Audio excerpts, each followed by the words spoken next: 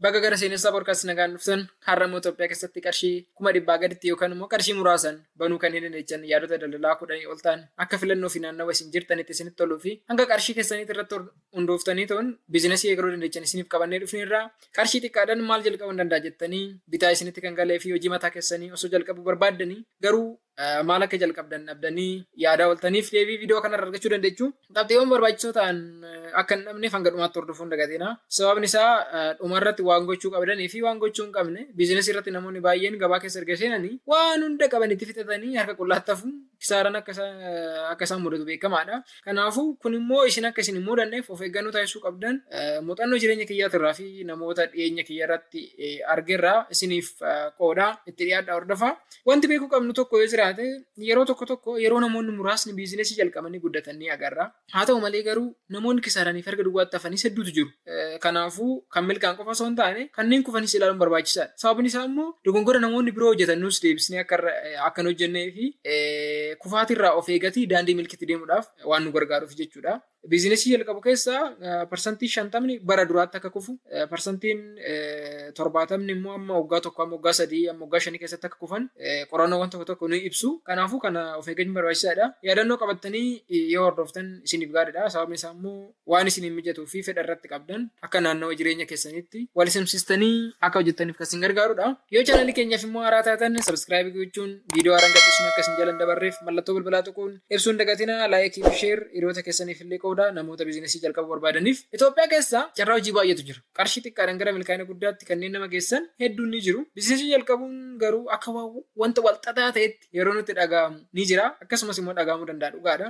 Keessattuu immoo yeroo baajata xiqqaa ta'e qabnuu fi daangeffamaa ta'e qarshii guddaa ittiin sochoonu gaafa dhabnu immoo ittuuyyuu nutti cimuu danda'a. Haa ta'u malee garuu qarshii 100,000 gadiin kanneen jalqabamuu danda'anii fi abjuu kee kan dhugaatti ittiin jijjiirtu yoo isinitti hime maal jetta? Anis har'a yaada kanan qabadhee dhufe. Har'a yaada biizinasii 10 ol ta'e jireenya keessanitti gaggeeffatanii fi qarshii guddaa kan hin gaafanne baankii kan nama hin cabsine kan jalqabuu dandeechan waliin ilaallaa.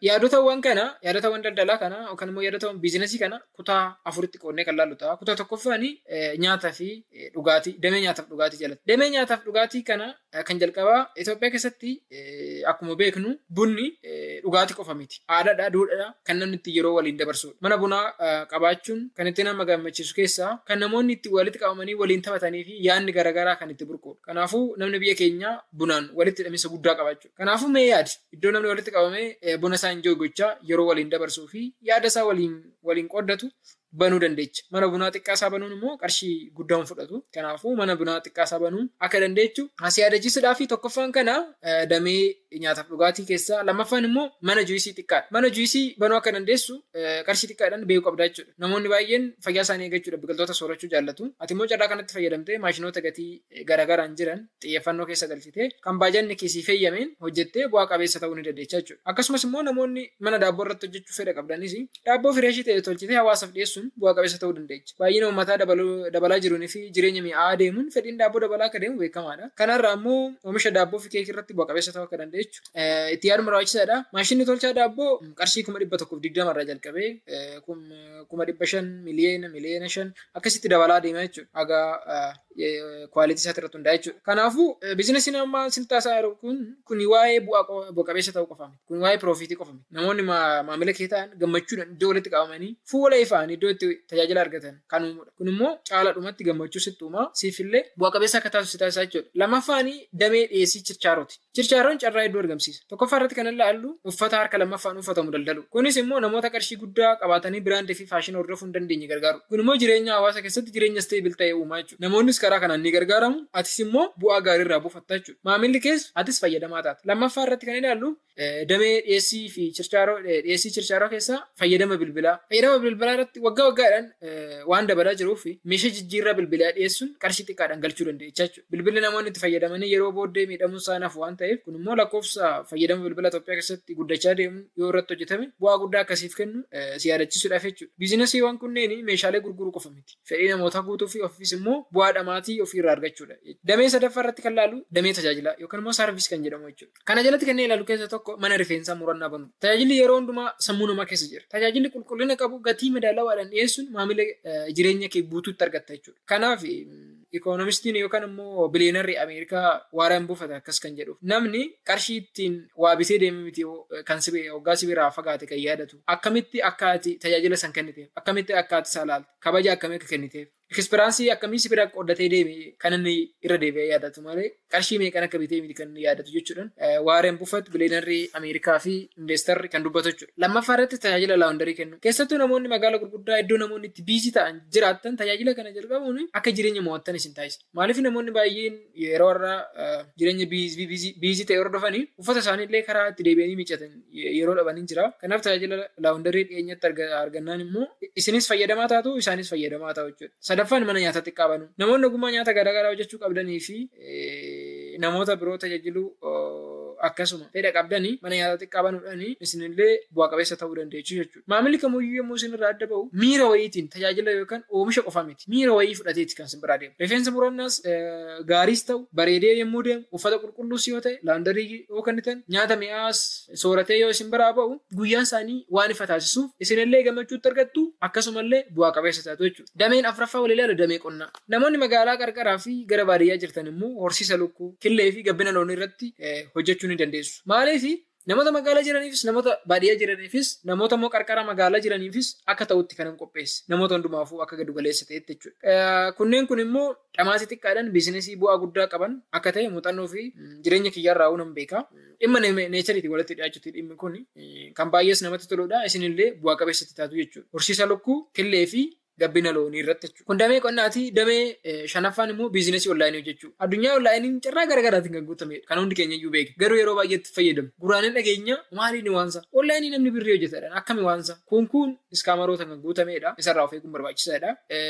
Garuu immoo biizinesiin riilii ta'ee fi nuyi itti fayyadamuu dandeenyu maali jettanii yoo kan yaaddan ta'e karaa e-commerceetiidhaan wal qabatee namoota naannoo keetiitii silaa daldala aadaatiin hin argannee fi wal hin beekne biizinesii onlaayiniitiin immoo namoota garaagaraa wajjin dalaguu dandeecha. Kun immoo addunyaalessa waan ta'eef chaalenjii guddaan naannoo jalqabaatti irra si mudatus yeroo keessa deebi'ee kan sikiisudha. Bu'aan isaas akkasuma gaariidha. Ogummaa yoo qabaatte kanneen akka koppiraayitingii ta'uu danda'a, giraafik diizaayinii ta'uu danda'a, sooshaal miidiyaa manaajimentii ta'uu danda'a. Kanneen kana yoo qabaatte Upwork fi Fiverr irratti fi kanneen kana fakkaatan irratti firiilaansii taate hojjechuu ni dandeecha jechuudha. Ogummaan kee yeroo booddee qarqarshitti akka siif jijjiiraman kan si taasisudha jechuudha kun. Akkasuma onlaayinii babal'achaa jiruun illee tiitooriyaalii onlaayinii kennuulee ni dandeecha jechuudha. Intarneetiin daangaa hunda kan cabsudha. Carraa biizinesii haala jireenya keetiin wal fakkaatu akka ati itti ijaartu si gonfachiisa. Bilisummaa kee osoo hin dhabne namoota iddoo garaagaraa jiran waliin akka wal bartu kan si gargaaruu fi qarshiillee akka itti argattu kan si taasisudha jechuudha. Itoophiyaa keessa carraawwan garaagaraa ni jiraatu. Nyaata irratti haa ta'u, uffata irratti haa ta'u, qonna irratti haa ta'u, addunyaa dijitaalaa irratti haa ta'u,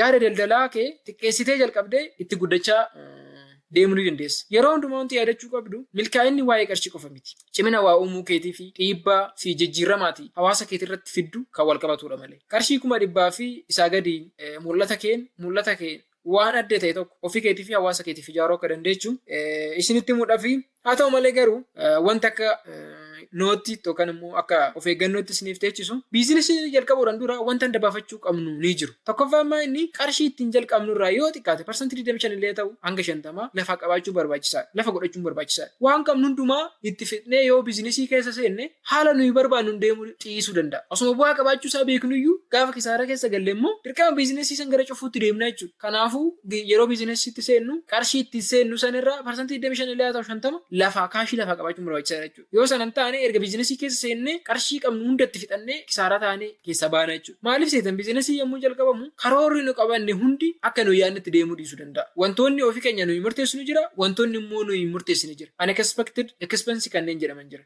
Baasii nuyi itti yaadne kana dura nu mudachuu danda'a waan ta'eef isaafuu tokkoffaa irratti kana lammaffaan immoo baasiin nuyi sana dura kan yaadne nu mudachuu danda'a waan ta'eef isaafillee itti qophaa'uun barbaachisaadha. Lammaffaa irratti hamma biizinesii sun waggaa tokko lama ol ta'utti irraa fayyadamuu dhiisu. Namoota baay'ee argeera naannoo kiyyatti namoonni biizinesii xiqqaasaa jalqabanii biizinesii sun gaafa bu'aa buusuu jalqabu qarshii achi keessaa jireenya guyyuu guyyuutiif keessaa fayyadamu. Gaafa kana biizinesiin kun kufaa deemee waggaa tokko kan jeejaa booda kufaatii isaati argu jechuudha. Maaliif biizinasiin tokko amma hundeedhaan lafa dhaabbatutti amma hundeedhaan lafa qabatutti baasii garagaraa achi keessa jireenya keenyaaf kafa argachuun barbaachisu. Yoo nuyi qabaanneyyuu biizinasiitti dabaluun barbaachisaadha. Yeroo booda rakkoon qabu waggaa tokko waggaa lama waggaa sadii booda yoo keessa fayyadamnellee uumaan miidhamu. Garuu jalqaba sanii amma inni hundeedhaan lafa dhaabbatutti biizinasii san waan qabnu hundaan qarshiidhaan itti dabaluu malee keessaa fayyadamuun barbaachisu jechuudha. Yeroo baay'ee namoonni waan bu'aa qabu keessaallee kan kisaaraan itti ba'an waan ta'eef kanneen kanarraa of eeguun barbaachisaadha.